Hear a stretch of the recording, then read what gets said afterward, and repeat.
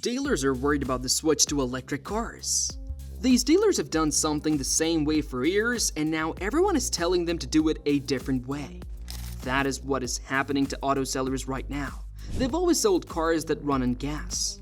They already know how to play the game and what works, so why should they get excited about EVs now? Okay, fine, they are in the middle of a big electric change, but things are not going as planned. Why? That is what we are going to talk about in this video, why car dealers fear EVs. So let's get started.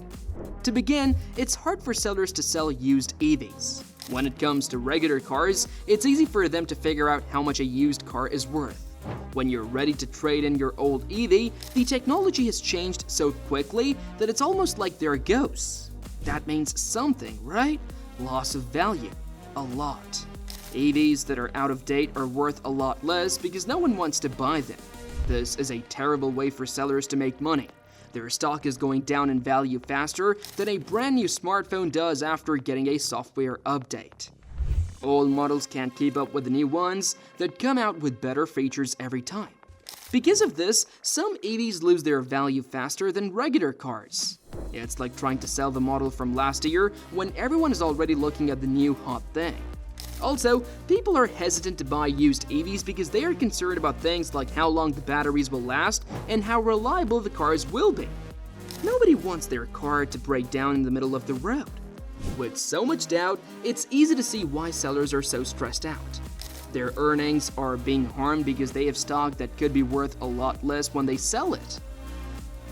Oh, and don't even get me started on the used EV market. Gas cars, on the other hand, have a strong market for used ones. It's still not stable for EVs. Yes, the whole resale thing is a pain for sellers.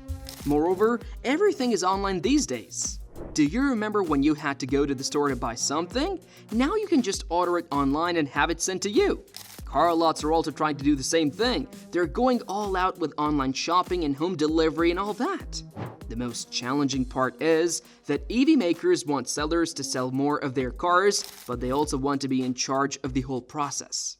Some are even selling straight to customers instead of going through an agent. It's difficult to be a dealer and see your job get smaller and smaller. Dealers have to change their business plans all the time to stay competitive, but they don't feel like they're getting much in return. And things will only get worse if this electric change doesn't work out the way everyone hopes. Dealers are also having a hard time because they're not making as much money as they used to. That's how they made money with gas cars, but not so much with electric cars.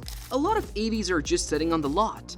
The market for them is not growing as quickly as people thought it would. You may remember how much everyone wanted the Mustang Mach-E when it came out first. That was a long time ago. Electric vehicles used to sell like crazy, but now they're not. They're not selling very well even with sales. There are still people who are willing to pay more for fast gas cars, but EVs don't have the same appeal. Even worse, businesses like Tesla are cutting prices to stay in business, which is causing price wars. Another company will do the same thing after the first one does it. As a result, it is getting harder and harder to make a profit. Companies that make cars are losing money, sales are slow, and sellers don't know what to do next. Many of them are now switching to blends since they sell better and bring in more money. It's like going back to the beginning. Do what works. Selling EVs is not just about the money though, it takes time and work too. It's easy to sell a gas car. You show the customer a model, talk about the choices, and set up financing. The whole process takes about an hour, but it's a whole different story with EVs. Salespeople have to explain things a lot more because customers need time to get used to the technology.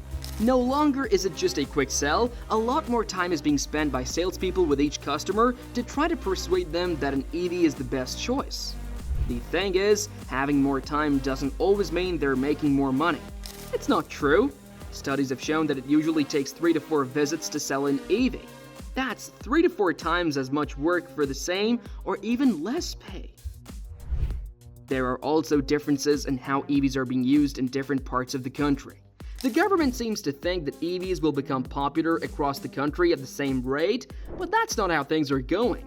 California is one of the places that supports electric vehicles. But some places, especially those that are more rural, are not as interested. If you try to sell snow boots in the desert, not many people will want or need them. EVs can get federal tax credits, but these one-size-fits-all benefits don't take into account how different areas need extra help. For instance, it's a lot harder to get people to switch to EVs in remote places with few charging stations. In these places, dealers are having a hard time because the infrastructure is not there to support a lot of EVs. Their sales methods need to be changed to fit local needs, but it's hard when the help they're getting doesn't match up with what's happening in the field. As if that was not hard enough, sellers now have to follow a whole new set of rules. It costs more to run a business now, but the rules for selling EVs are getting tighter. In California, for example, sellers have to pay for their staff to get special training on how to work with EV technology. They will have to spend more money to get their teams up to speed. Also, they need to add charging stations and more advanced diagnosis tools to their buildings to make them better. Dealers are beginning to question whether or not the costs of following the rules are worth it. They're spending a lot of money on these changes, but since EVs are not taking off as quickly as they thought they would, they're not sure if they will get their money back. It's the same as getting a fancy new kitchen for your diner, but no one comes to try the new food. The costs keep going up, which is scaring sellers a lot about the future. Also, dealers are scared of the risks that come with buying in a market that is still so unstable. They know they need to spend a lot of money on EV technology to stay competitive, but they're not sure if the money will be worth it. It takes money to set up charging stations, train staff, and improve facilities. With the way things are going, dealers are hesitant to jump in headfirst. Sellers had to spend anywhere from $500,000 to $1.2 million just to get approved to sell EVs. That is a huge amount of money, and for many traders, it was the end of the deal. Ford has eased some of those requirements, which is good, but sellers still have to pay a lot of money up front. And why do we need to keep investing and adapting? That won't be going away anytime soon. It's not a surprise that sellers don't want to put a lot of money into EVs because there is so much risk and uncertainty. They are in a tough spot. They might fall behind if they don't spend. They might not get the returns they want if they do spend, though. As if you were playing high-stakes cards and the odds were always changing, no one knows for sure if they will win. It looks like the first people who were excited about EVs have already bought one. And now the middle class is waiting, even though they should be the first ones in line. Because the cheap EV cars that were promised are still not available, that means people are sticking with their gas-powered cars for now, and sellers have a bunch of EVs they can't sell. They're stuck between a rock and a hard place in the end. On one hand, dealers know they need to change with the times to stay relevant in a field that is changing quickly. On the other hand, the risks and prices are making them wonder if it's all worth it. And since the number of EVs on the road is still not where dealers thought it would be, they're wondering if the electric future they were told will ever really come true. What does this all mean in the end? Getting to an all-electric future will be rough, especially for car sellers.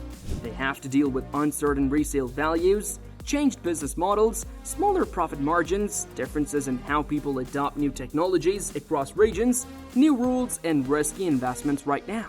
Do you agree with the dealer's condition? Share your views in the comment section below. If you enjoyed watching the video, do not forget to like, share, and subscribe to the channel.